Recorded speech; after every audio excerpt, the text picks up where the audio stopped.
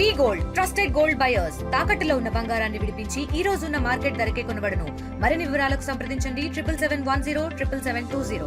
ఎన్నికల కంటే ముందు బండి సంజయ్ డి అని మీరు అన్నట్టు మాట్లాడి అవును, బండి సంజయ్ గారు పార్టీ ఊపు తెచ్చారు. తర్వాత వచ్చిన కిషన్ రెడ్డి దాన్ని కొనసాగించలేదు. అది మీకు నష్టం జరిగింది అన్న వాదన ఉంది. ఏమంటారు? ఏంది కిషన్ రెడ్డి వచ్చిన తర్వాత డి అనే పరిస్థితి లేదు. అవును, ఒక ఫియర్స్ యూత్ ఉండే అగ్రెషన్ ఉండే. ఇప్పటి అధ్యక్షుడు కరెక్ట్. ఇప్పటి కేంద్ర మంత్రి బండి సంజయ్ యూజ్ చేశాడు. మరి మీరేమో సిద్ధాంతం మీ పార్టీలో మారదంటున్నాడు. మరి బండి సంజయ్కి సంబంధించి ఎలా చూస్తారు ఆ భాషను? ఇప్పటికి కూడా ఆయన కంటిన్యూ చేస్తుంటారు అదే. కానీ ఫిల్దీ లాంగ్వేజ్ మాడగా ఒక పదం చెప్పండి. నువ్వెంత అంటే నువ్వెంత, అంతకంటే ఎక్కువ దాటరు కదా వీళ్ళు భాష. చూడండి, అవును, బండి సంజయ్ గారు మన రేవంత్ రెడ్డి గారితో వాళ్ళ ఈ తెలంగాణ భాష వచ్చింది. కానీ అది అప్పుడు కొంచెం అవసరం ఉండే, కానీ ఇప్పుడు అది అవసరం లేదు, ఆ భాష అవసరం లేదు.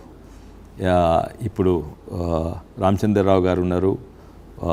ఎందుకంటే ప్రజలు కూడా ఫెడప్ అయిపోయినరు.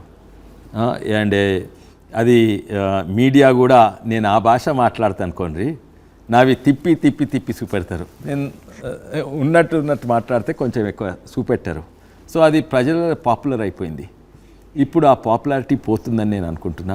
అప్పుడు ఉండే బండి సంజయ్ గారు ఉన్నప్పుడు ఉండే, రేవంత్ రెడ్డి గారు ఉన్నప్పుడు ఉండే. కేసీఆర్ ఈ కల్చర్ తీసుకొచ్చిండు. కేసీఆర్ కల్చర్కు వీళ్ళు గురైండ్రు.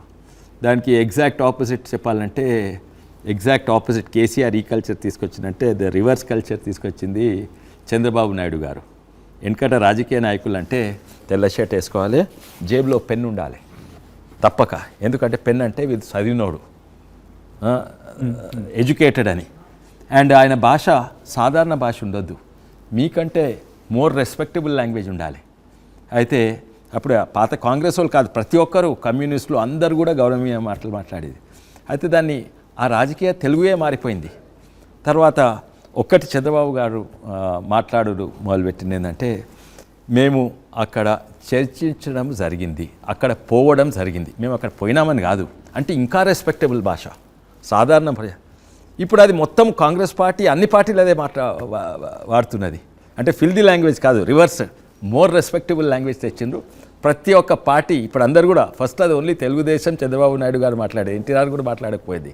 ఇప్పుడు ఆ భాష కాంగ్రెస్ వాళ్ళు రెస్పెక్టబుల్గా మాట్లాడదలుచుకుంటే మేము అక్కడ పోవడం జరిగింది అంటారు. అది మీరు చూడండి. అది ఇప్పుడు విశ్వరెడ్డి గారు, మీ రాష్ట్ర అధ్యక్షుని ఎన్నికల చివరి నిమిషం వరకు కూడా ఈటెల రాజేందర్ ఫ్రంట్ రన్నర్గా ఉన్నారు. ఏం జరిగింది లాస్ట్ మినిట్లో? అప్పటిదాకా లేని పేరు రామచంద్రరావు ఎలా ముందుకు వచ్చాడు? తెర వెనకాల ఏం జరిగింది? నాకు తెలియదండి. ఈ మౌనం వెనకాల చాలా కుछ बोलते कुछ बातों के बीच में गहराई होती है అని చెప్పి నేను ఉన్నాను చెప్తున్నా, నాకు తెలియదు. ఒక్క నిమిషం. నేను టీఆర్ఎస్ పార్టీలో ఉంటుంది, కాంగ్రెస్ పార్టీలో ఉంటుంది, అండ్ బీజేపీ పార్టీలో ఉన్నా. కొన్ని టీఆర్ఎస్ పార్టీలో ఏమవుతున్నాయి, ఎందుకు అవుతుంది, ఎవరు చేస్తున్నారు, పర్ఫెక్ట్ క్లారిటీ ఉండేది. Simple things. టీఆర్ఎస్ బాగుంది, కరెంట్ బిల్ ఎవరు కడతారు, అక్కడ కాడి నుంచి ఈడ దీన్ని ఫండింగ్ ఎవరు చేస్తారు, ఈయనను వికారాబాద్ అధ్యక్షుడిని ఎవరు చేసిండ్రు, ఇవన్నీ 100% క్లారిటీ అందరికి ఉంటుంది, నాకు అందరికీ. కేసీఆర్ గారు నిర్ణయం తీసుకున్నారు. బీజేపీలో అది కష్టం, మాకు అది కొత్త వాళ్ళకి ఇంకా కష్టం. ఎవరు నిర్ణయం తీస్తున్నారో మాకు క్లారిటీ ఉన్నది. ఇప్పుడు మీరు అడిగిన ప్రశ్న నాకు ఫుల్ క్లారిటీ లేదు. అండ్ కొంతమందికి ఉంటుండొచ్చు ఎవరు నిర్ణయం తీసుకున్నారు. మీ ఛాయిస్ ఏంటి? మిమ్మల్ని అడిగితే అభిప్రాయం అయితే మీ ఛాయిస్ ఎవరి పేరు చెప్తారు? నాకు నేను ఇన్ఫ్యాక్ట్ అడిగిండ్రు నన్ను మాకు ఇన్ఛార్జ్ శోభా కరెంట్ అయితే ప్రత్యేకంగా వచ్చి అడిగిండ్రు. నేను చెప్పిన ఈటల మా మిత్రుడు, బండి సంజయ్ ఇది బండి సంజయ్ పార్టీ పెరిగింది అని చెప్పిన. నిర్ణయం మీరు తీసుకోవాలి. అండ్ మీరు రామచంద్రరావు ఎవరైనా ఈ హై పర్సనాలిటీస్ కాక ఎవరైనా సిన్సియర్ పర్సన్ తీసుకున్నా కూడా నాకు అభ్యంతరం లేదు. మన పార్టీలా నేను ఇదే థియరీ, మన పార్టీలా ఒకవేళ ఎవరో ప్రజలలో పాపులర్ కాదనుకోండి, ఎవరో రామచంద్రరావు కాదు ఇంకెవరో చేసిండ్రు, కానీ సిన్సియర్ పర్సన్ చేస్తే ఏమవుతుంది, అప్పుడు అందరు కూడా 8 ఎంపీలు లేస్తారు, వాళ్ళు పనులు చేసుకుంటారు. కానీ నాకు మీ మీద కోపం, నా మీద కోపం ఉంటే నిన్ను చేస్తే నాకు కోపం, నన్ను చేస్తే మీకు కోపం. ఇవన్నీ మీకు తెలిసి ఉండాలి. మీరే నిర్ణయం చేసుకొని నాకు ఎవ్వరున్నా నాకు ఏం ప్రాబ్లం కాదు. ఇప్పుడు రామచంద్రరావు గారు ఉన్నారు, నాకు చాలా సంతోషము. క్లియర్గా చెప్పు, నాకు ఈ పని ఈ నిర్ణయం తప్పుండే, పార్టీకి డ్యామేజ్, నాకు డ్యామేజ్, వికారాబాద్ జిల్లాలో అవుతుంది, ఇక్కడ రంగారెడ్డి రూరల్ ఎట్లా అవుతుంది అందరు చెప్పినాయి. తనకే కాదు, కిషన్ రెడ్డి గారికి ఈ నిర్ణయం ఎప్పుడైంది, కిషన్ రెడ్డి గారు ఈ ట్రాన్సిషన్ పీరియడ్లో అయింది నిర్ణయం. ఎవరు తీసుకున్న నిర్ణయం కిషన్ రెడ్డి గారిని అడిగితే అరే నేను లేకుంటుంది కదా ఎవరు. అయితే ఇవి నేను క్లియర్గా మాట్లాడతా. నేను రామచంద్రరావు గారు అందరు కూడా గమనించిండ్రు ఈ మిస్టేక్, నేను పాయింట్అవుట్ చేసింది, కరెక్ట్ చేస్తాము అని అన్నారు. చేయలేదు, చేస్తారని నాకు ఆశ. అయితే రామచంద్రరావు ఉన్నప్పుడు ఇట్లనే నడవాలి పార్టీ.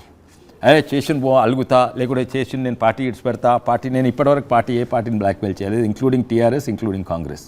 పోయేటప్పుడు చెప్పివని ఈ కారణాలకు నేను కానీ పదవి రాకపోవడం మీద ఈటెల రాజేందర్ నారాజుగా ఉన్నాడు, పార్టీ ఆఫీసు కూడా అంత రెగ్యులర్గా రావట్లేదు అని నారాజుగా ఉన్నమాట నిజమా కాదా? నేను కూడా నారాజు ఉన్నా. ఎందుకంటే కొన్ని నిర్ణయాలు తప్పు తీసుకున్నారు. కానీ కొందరు నారాజు ఎట్లా చూపెడతారు, నా అలవాటు నారాజు ఉంటే అలిగి మూలకు కూర్చొని నేను పోత కిషన్ రెడ్డి గారికి తప్పైంది, ఇక్కడ తప్పు అని చేసిండ్రు, ఎంత పెద్దవాళ్ళైనా ఇక్కడనే కాదు ఢిల్లీలో కూడా చెప్పినా ఇది కరెక్ట్ చేయండి, మాకు టైం ఇవ్వండి అని అడిగిండ్రు. ఒక్కొక్కరి నారాజు ఒక్కొక్క తీరా చూపెడతారు. అండ్ నాతోటైతే తను మంచిగా ఉంటాడు, యాక్టివ్గా ఉంటాడు. అండ్ ఇంకెవరితోటి ఏమన్నానో నాకు తెలియదు. అంటే కొంత పార్టీ యాక్టివిటీకి దూరంగా ఉంటున్నాడు, కొంచెం డల్గా ఉంటున్న మాట నిజమేనా? మీరు గమనించిండ్రు అట్లా? కొంచెం ఉండొచ్చు. విశ్వేశ్వరరెడ్డి గారు కానీ మా పార్టీ గురించి మేమెందుకు మాట్లాడేది, వేరే వాళ్ళ గురించి కానీ ఇదే మా పార్టీ ఇంటర్నల్ పాలిటిక్స్ మీకెందుకు? అంటే ఇదే మసాలానా? విశ్వేశ్వరరెడ్డి గారు రైట్, కంటిన్యూ చేద్దాం నిఖిల్. ఒక బైట్ చూద్దాం, ఎందుకంటే ఒక స్పెషల్ బైట్ ఉంది. ఆ బైట్ తర్వాత ఆ బైట్ వెనకాల కథ మొత్తం కొన్ని రోజులైతే చెప్పాలంటే ఒక 2-3 రోజులు చక్కర్లు కొట్టిందని చెప్పి ఒకసారి ఆ బైట్ చూద్దాం. విశ్వేశ్వరరెడ్డి గారు ఒకసారి బైట్ చూద్దాం, బైట్ చేద్దాం, డీటెయిల్గా మాట్లాడుకుందాం. So bite please. Raja Singh football gift ఇచ్చిండు. ఏమని? విశ్వేశ్వరరెడ్డి గారు పార్టీ అగ్రనేతలకి ఫుట్బాల్ గిఫ్ట్ ఇచ్చిండు. ఏమని? నాతోని ఫుట్బాల్ ఆడుతున్నారు అని ఆయన ఫుట్బాల్ గిఫ్ట్ ఇచ్చిండు. విశ్వేశ్వరరెడ్డి గారు పార్టీ అగ్రనేతలకి ఫుట్బాల్ గిఫ్ట్ ఇచ్చిండు. ఏమని? నాతోని ఫుట్బాల్ ఆడుతున్నారు అని ఆయన ఫుట్బాల్ గిఫ్ట్ ఇచ్చిండు. Is it true? మీతో ఫుట్బాల్ ఆడుతున్నారా పార్టీలో? Is it true? మీరు ఫుట్బాల్ ఇచ్చిందని ఎట్లా తెలుసు? నేను చెప్తేనే కదా తెలిసింది. అండ్ నేను గిఫ్ట్ ఇవ్వలేదు, ఫుట్బాల్ తీసుకోయినా ఆఫీస్కు. ఓకే. మా మిత్రుడు రేవంత్ రెడ్డి గారు అపోలోలో ఒక గ్రౌండ్ ఉంది. అండ్ ఆయన ఒక్కడే ఒక రాజకీయ నాయకుడు, కొందరు రాజకీయ నాయకులు బ్యాడ్మింటన్ ఆడతారు, షటిల్ ఆడతారు, గోల్ఫ్ ఆడతారు. ఈయన ఒక్కడే ఫుట్బాల్, యువకులు ఆడే ఫుట్బాల్ ఆడతాడు చాలా మంచిగా. 10 మందిని ఇంకా ఈ ఏజ్లో కూడా డార్జింగ్ చేస్తాడు. ఈ ఎలక్షన్స్ వస్తున్నాయి. ఏం elections? Local body elections. Ruling పార్టీకి ఆల్వేస్ అడ్వాంటేజ్. అయితే రేవంత్ రెడ్డి మామూలు మనిషి కాదు, ఆయన ఫుట్బాల్ చాలా మంచిగా ఆడతాడు. రేవంత్ రెడ్డితో ఫుట్బాల్ ఎట్లా ఆడుకోవాలనో నేను అందుకే ఆ ఫుట్బాల్ తీసుకొని చూపెట్టిన. అండ్ గిఫ్ట్ ఎవరికి ఇవ్వలేదు. ఓకే, గిఫ్ట్ వేయలేదు. బట్ రాజా సింగ్ ముఖ్య నేతలు ఫుట్బాల్ ఆడుతున్నారు అని సింబాలిక్గా మీరు ఇచ్చి మీ అసంతృప్తి తెలియజేశారని వార్తలు వచ్చాయమంటారు. లేదు నేను మీరు తెలుగులో న్యూస్ కి ఫాస్టెస్ట్ యాప్ ఇప్పుడు టోటల్లీ న్యూ అవతార్లో జస్ట్ 5 సెకండ్స్ లో కంప్లీట్ న్యూస్. సోషల్ మీడియాలో ట్రెండ్స్ కి one stop solution. Live TV app voice search option తో ఇప్పుడే డౌన్లోడ్ చేయండి లేదా అప్డేట్ అయిపోండి. యాప్ లింక్ డిస్క్రిప్షన్ లో ఉంది.